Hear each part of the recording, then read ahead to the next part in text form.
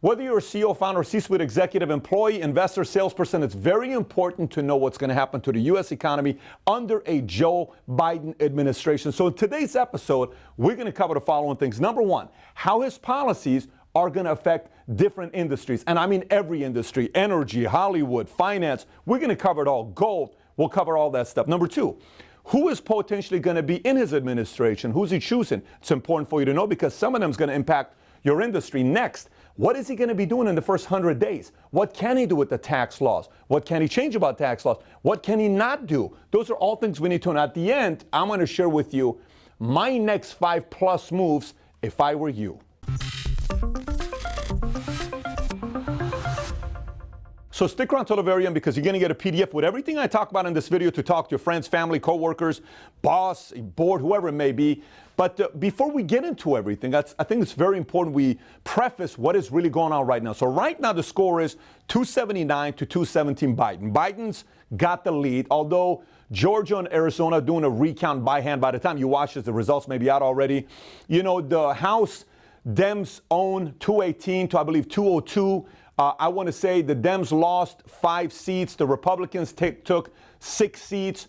On the Senate side, Republicans now have 50 to 48. They took on Alaska, so they're now 50 to 48 with 2 seats left.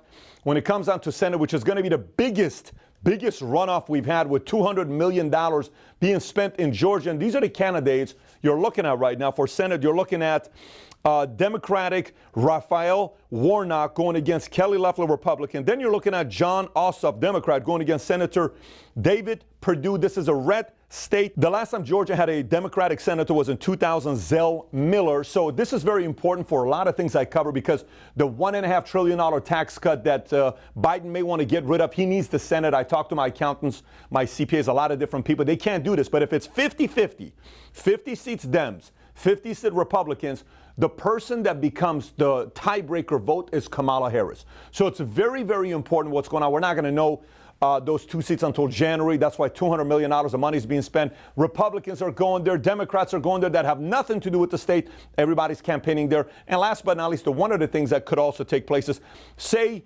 Trump ends up conceding and losing, he may want to have a negotiation taking place so he could be pardoned for any future issues, so they cannot just come back and keep him in court for a while. A lot of these things are on the table that is currently taking place. So let's set that part aside. Let's talk about what Biden's plans are in his first 100 days. So there are a lot of different things on his mind, but the number one thing on his mind is the handling of coronavirus. And he brought on board the chief of coronavirus task force, Michael Osterholm, who he has suggested to Biden that it is a good idea for us to shut down the economy for 4 to 6 weeks. So remember this, 4 to 6 week shutdown many times can lead to a 90-day shutdown, because if we go 4 to 6 weeks and the economy is not still recovering, you have to know that we may say, let's go another 4 weeks. If we already gone 6 weeks, let's go 4 more weeks, and that can easily turn into 90 days, which leads to the stimulus package. What's he going to do? Because if you're going to shut down the economy for 4 to 6 weeks, what are you going to be doing? So here's where he's at with the stimulus.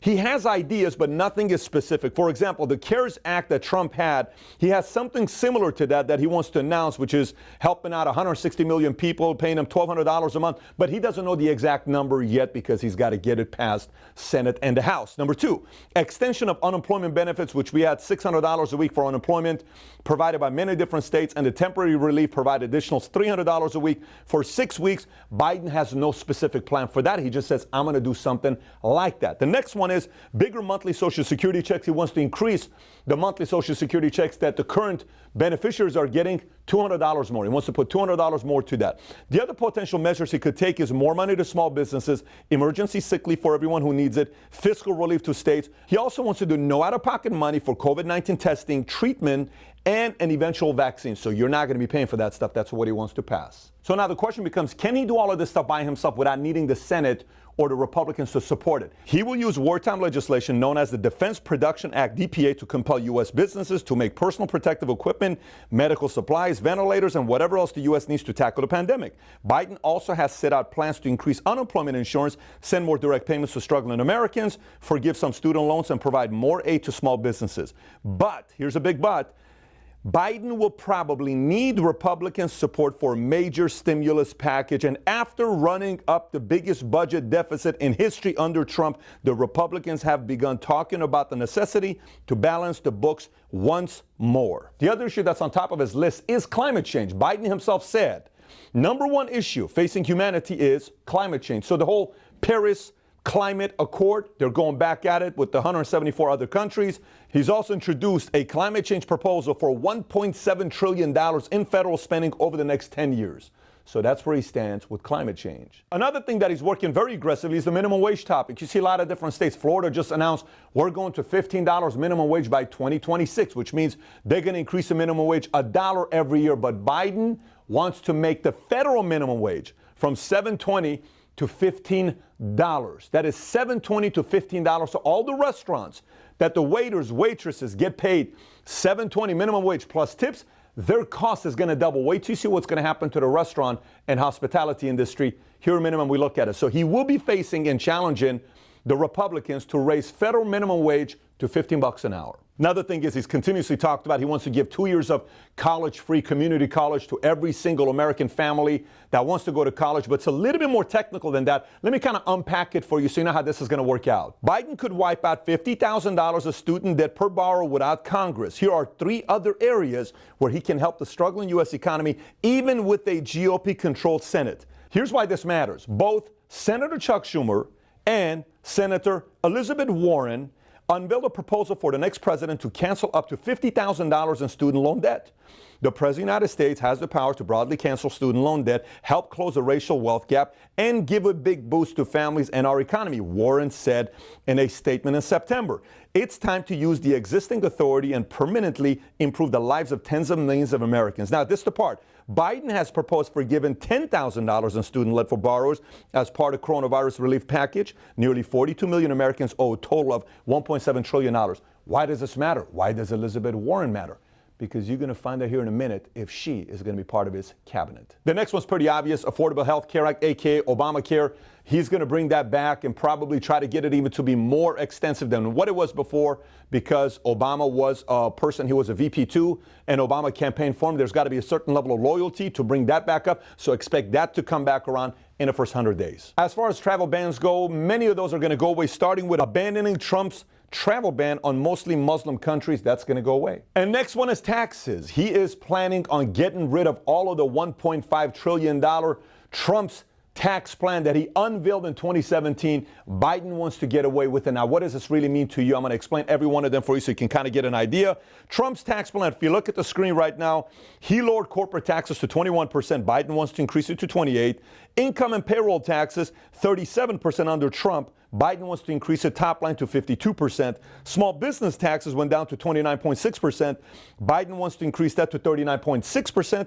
Capital gains and dividend taxes went down to 23.8%. He will be increasing that to 43.4%. So the concern with a lot of business owners, private equity, VC, you're going to see what's going to happen to them here in a minute because they're going to be affected by this as far as industries goes, is the following. What's going to happen with taxes, and can Biden, with an executive order, go ahead and revert back all of the tax cuts that Trump gave? And here's the answer. The answer is no, but there's a technical no.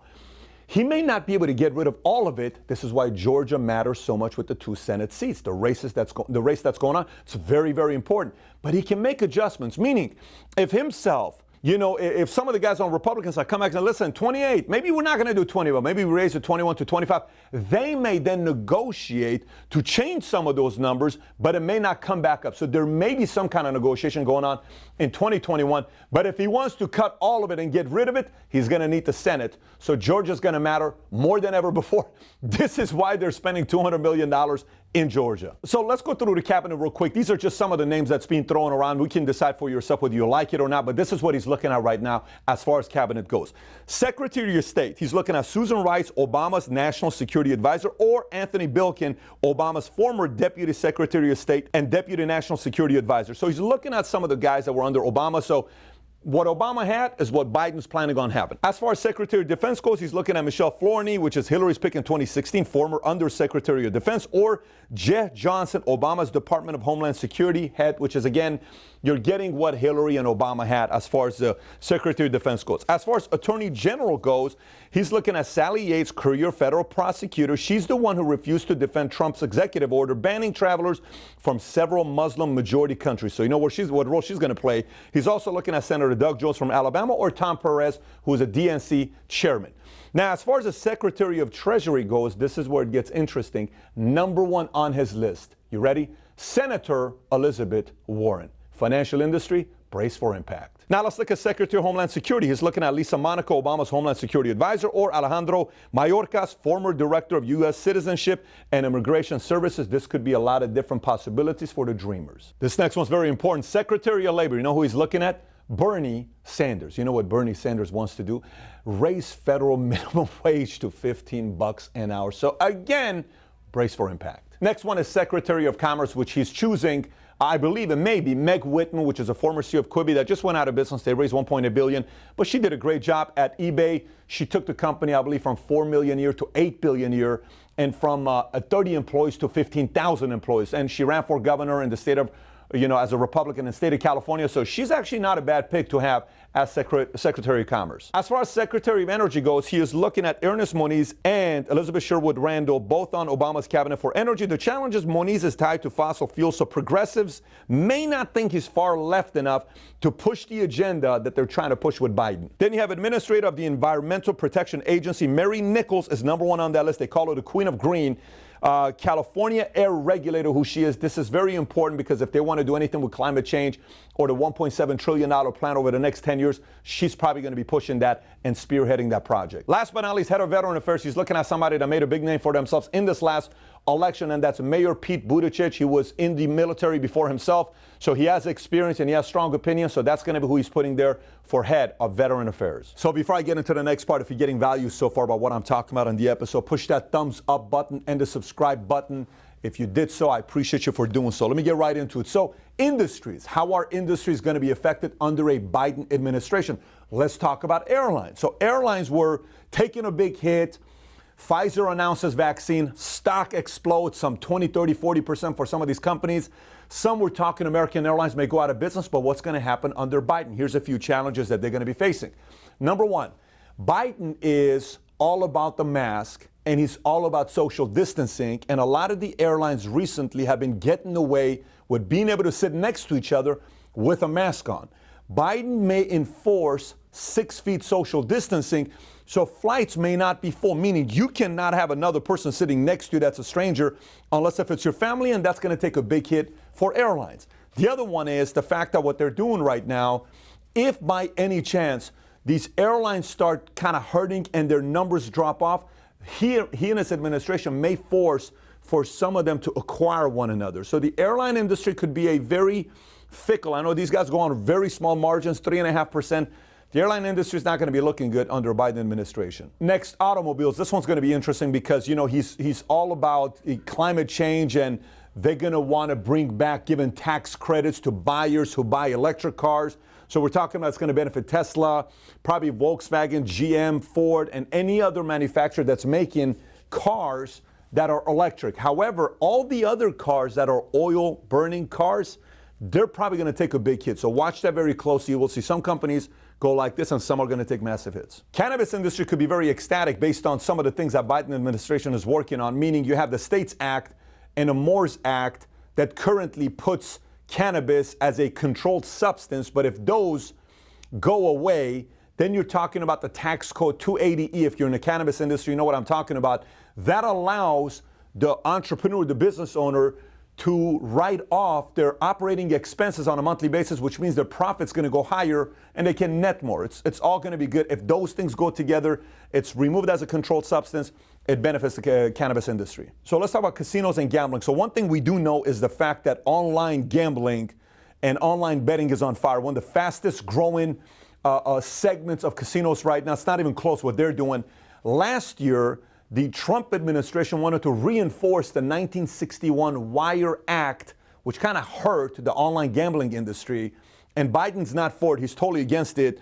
So the online gambling industry may do well under a Biden administration. However, if they're going to still shut down for another 4 to 6 weeks, which is chief of task force for coronavirus, is suggesting to do. The physical casinos may take a hit. Online gambling may do very well, but he may give a stimulus to the union that's dealing with casinos. So again, a lot going on there, but it's something to think about if you're in that industry. So manufacturers, which is a big part of the economy, has taken a hit due to the tariffs that Trump put against China and some of these other countries. Obviously, Biden is a little more pro-China than Trump is. Matter of fact, not a little bit more, a lot more. He's always done business with China. He's probably going to remove a lot of those sanctions towards China, which means Boeing, Honeywell, a lot of those companies, GE, that is doing business out there, they're probably going to continue. So those tariffs are going to help a lot of the manufacturing company that we have in America.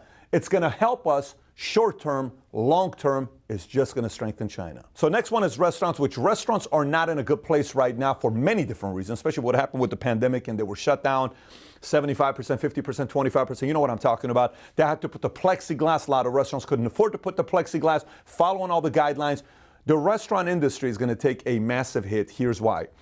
He is thinking about enforcing a $15 minimum wage. Bernie Sanders, Elizabeth Warren, you kind of already see that taking place. If he does, again, we talked about this before, restaurants typically pay minimum wage to their waiters and waitresses, and they make money on the tip. So they make $7.20. Now restaurants have to raise that $7.20 to $15, which it may not be a big deal in a big market like Miami or New York or Chicago or Dallas or San Francisco or LA, but it's gonna hurt the restaurant business and the rest of America. That's not a big market. They can't afford to take it to $15.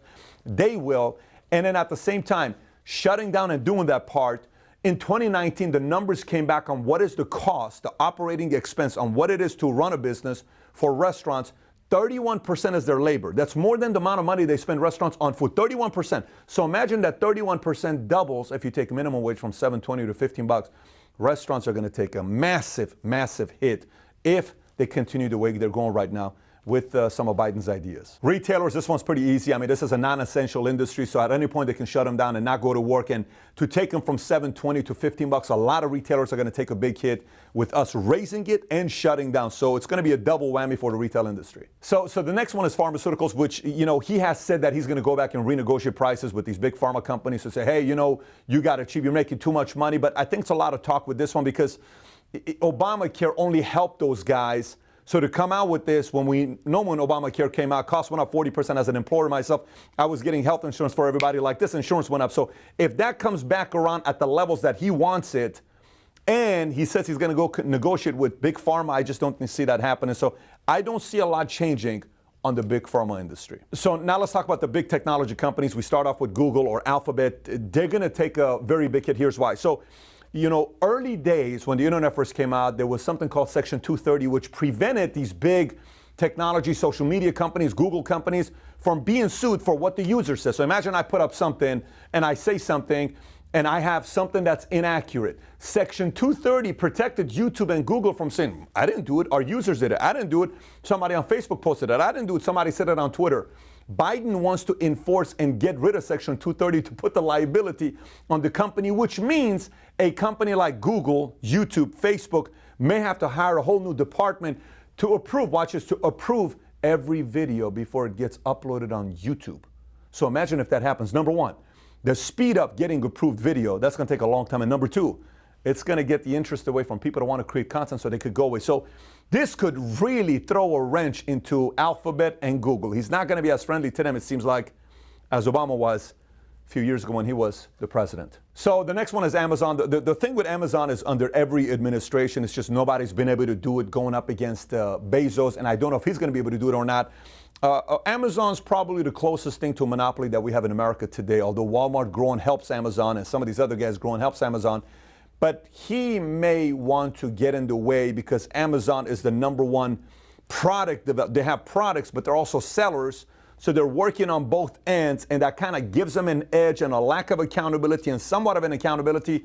So he may make it very hard for Amazon. He may not. I don't know. It's going to be very tough to go against Amazon, but he may want to do it. So we'll see. So let's talk about Apple. Even though Tim Cook, under Trump's administration, they had a good relationship going on, even though politically they fully disagree, this may actually be a good thing for Apple because Biden, again, what he does with China, he cuts those tariffs, regulation, opens it up. Apple cannot produce their phones in China for cheaper cost, bigger margins for themselves. That's going to be beneficial to them. And at the same time, a lot of Apple's engineers that they were recruiting, it made it easier when they had the H-1B visas, but Trump made it a little bit harder. I have a feeling Biden's going to make it easier to get those visas, which means more engineers could come and work for Apple. So it could actually end up being a good thing for Apple. Again, it goes to China. So if those tariffs open up, the chip maker industry, $400 billion a year, Intel, you got a lot of different companies that are making it in China, they're going to benefit from it. But at the same time, the sanctions that Trump put on Huawei, Biden may loosen up. He may eliminate all the sanctions with Huawei. And Huawei was I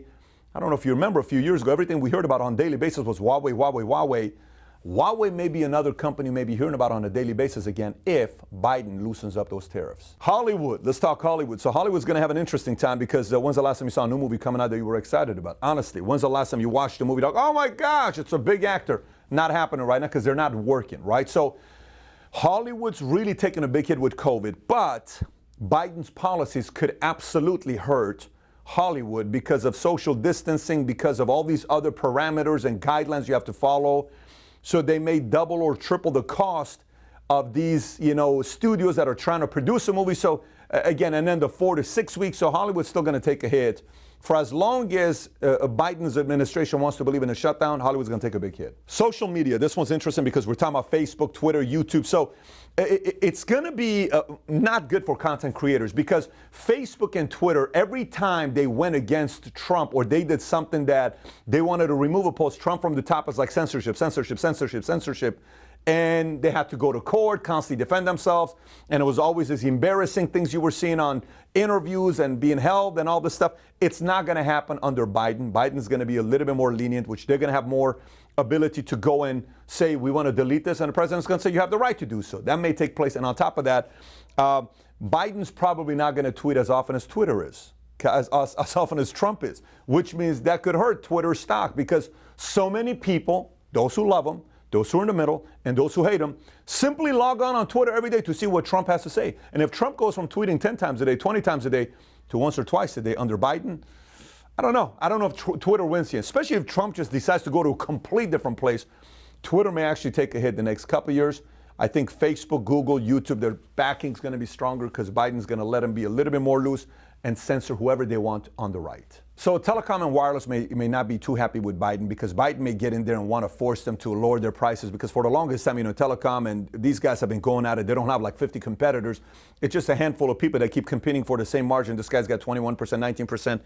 But if he starts going in there saying your pricing's too high, your pricing's too high, your pricing's too high, they'll have to change cost for phone, for internet, for service, a lot of that stuff. So I don't know if it's going to be a good time for telecommunication the next 2 or 4 years. So agriculture is a little bit technical as well. So first of all, he's not for oil. He's talked about it a lot, fracking, oil, all that stuff. So a lot of these companies that make those corn or soy biofuels that is used in motor fuels, that's from agriculture and farms, they're going to take a hit potentially. But if he opens up the tariffs with China, they can now sell to other places, so that could benefit them. And then the meat packing companies that are constantly taking shots at him by Cory Booker or Elizabeth Warren saying they're feckless, they're not responsible because people are working so closely, kind of like Amazon. All these guys are working at the place. They may enforce some social distancing. So it's a lot of different things going on at the same time. Some are going to enjoy it, some are not going to enjoy it. So energy industry is also going to be interesting because there's a lot of different moving parts with this one too, because on one end, he doesn't want oil, but at the same time, he wants to go more green with the whole $1.7 trillion over 10 years. But if they don't have the Senate, he's not going to be able to pass a $1.7 trillion over 10 years. So green may do well if they have Senate 50-50 because Kamala will be voting, but if they don't, they probably cannot pass that. So it's going to help green, it's going to hurt oil. Again, it's going to be a lot coming down to whether they're going to have control over Senate or not. All right, gold and precious metals. This one's going to be simple because anytime we print more dollar, more money, the more we give away stimulus, entitlement programs, I'm going to give away this money here, that money here. The more we print, value of gold goes higher. So he's planning on printing a lot of money over the next 2 to 4 years. That means the value of gold and precious metals should go higher the next 2 to 4 years. All right, finance and how the market's going to do. First of all, the more money, free money we give away to people short term, we do better. It's that simple. Market's going to get a boost because people have more money to spend. Short term, we're going to look good. Long term, we're going to be in shambles. You're talking about stagflation, inflation, a lot of prices we'll pay long term. Short term, it'll look pretty. Long term, your kids or grandkids are going to be paying a lot of taxes very soon. Venture capital and private equity. This one, he's committed to giving $10 billion into the economy to go buy and invest into startups and all this other stuff. So there's going to be some, not nationalized, but government-owned companies that they own shares in the company. So that's going to be taking place, which if there's going to be anybody you want as a business partner, it's probably not the government as an owner of your company.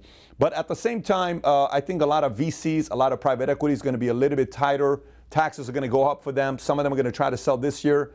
Some are going to try to time it. A lot of sellers and founders may hang on to their business or their portfolio to not sell it soon. They'll hang on to it for 4 to 8 years. Maybe they'll sell a percentage, retain more long term. But this is going to get very, very technical to private equity and VCs on what's going to happen with the new tax plans, especially if Republicans lose Senate in Georgia. All right, so we just talked about different industries. Now let's talk about your next 5 moves. I'm going to give you 3 additional moves on top of the 5 moves. Number 1 move, whatever you're doing right now, whatever industry you're in right now, the first thing you got to do is you got to go meet with your CPA. And don't wait. Meet with them and ask questions. Specifically, how are the new tax laws going to affect me? But don't wait till 2021. Meet with your CPA ASAP. That is your number 1 move. Number 2, all the names I gave you on this cabinet, go study them and find out how progressive they are, because the more progressive they are, the more taxes are going to go higher.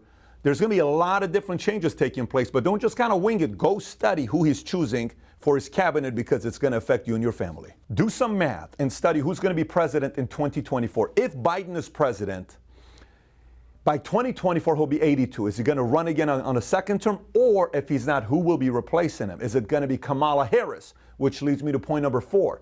If Biden's going to be 82, he's already going to be the oldest president we've ever had, 78 years old, but he'll be 82 years old. Can he have the energy to run again for another 4 years to be a president at 86? I don't know. If he decides to step away and Kamala's going to be the president and she chooses a VP or somebody bumps up to be the VP, the next thing you got to study is, what is Kamala Harris's policies? How far left is she? How progressive is she? Because if she becomes a president and replaces Biden, you just have to be prepared. If that takes place, are you okay with the policies? And whatever they may be, how do you need to pivot based on Kamala's policies? So don't just study Biden's policies.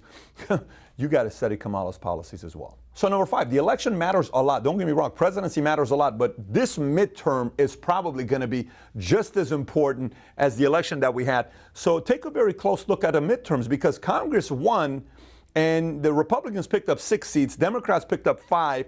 Are they going to keep during the midterms, or will Republicans flip more seats to take over House and the Senate? And if that does happen, what can they really pass? It's just going to be an executive, executive orders, nonstop, back to back to back.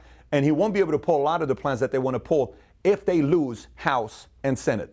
If the flip side, if they get all 3, they can do anything they want after midterms. Next, if you're a founder or CEO, when you meet with your CPA, don't just ask how the taxes affects you. Ask how the taxes affects your investors. Ask how the taxes affects your employees, your salespeople, your clients, everybody that directly or indirectly is doing business with you, because you want to know where they're at to also be able to know their strengths, their weaknesses, their positioning, so you can help them out, so you can strengthen your partnership with them, whether it's your employees, your salespeople, your partners, or your vendors. So point number 7 is the complete opposite of point number 6. If you're an employee or a salesperson or an executive in a company, but you're not a CEO or founder, go study taxes and see how it affects all of you, including your customers, and how it affects your CEO and founder. Because if you study that, then you'll be able to say, I can't understand what my boss is going through right now. I may not be in a position to go out and ask for a big raise because his taxes just went up. Let me understand his positioning. Because if you go to him, he's going to say, what are you talking about? I just have to give 20% more this year than I paid last year. We can't do a lot of that stuff right now. My hands are tied behind my back. So go also study taxes on how it affects your boss and the business owner above you. Point number 8 is something I do every single time something happens in the market. Here's what I do. I call every single industry expert I know. Here's what the call sounds like. Hey, Bob. Hey, Jason. Hey, Jack. What's going on with the marketplace? What do you mean? New president? New this? Is there any new regulation, any new legislation, anything I need to be looking out for? Are any of the companies I'm working with affected by this negatively? Because I don't want that. I don't want any of the companies I'm working with to be effectively negatively. And they'll say, well, here's what's going on. This is what could happen. If Elizabeth Warren does this, you could face it. So I'm gathering intel from everybody by calling 5 to 7 different people Now I'm informed. I take all of that information that I have and I have a meeting with my staff to say, this is what we need to look out for next. Here's what could happen here. And this is what we're going to be doing moving forward. And before I give you the free PDF on everything I've covered with you here so you can process it for yourself, the whole thing I'm telling you about is about knowing your next 5, 10, 15 moves. Everything is about your next 5, 10, 15 moves. If you've not yet read the book, Your Next 5 Moves, I wrote this book. It came out 3 months ago. It's already sold nearly 100,000 copies. If you've not read it, it's the #1 Wall Street Journal bestseller. Go order it because everything about the way you think in 2020 going into 2021 has to be about your next 5, 10, 15 moves. So with that being said, if you want the PDF, send us a text titled Biden, B-I-D-E-N, to 310-340-1132. Once again, Biden to 310-340-1132. We're going to send the entire PDF today to you. And if you're out of the country and you cannot text us, go to the link below, subscribe to our newsletter, and we will send you the PDF for free. If you got a lot of value from this episode today, push the thumbs up and click subscribe to our channel here. Thanks for watching, everybody. Take care. Bye-bye.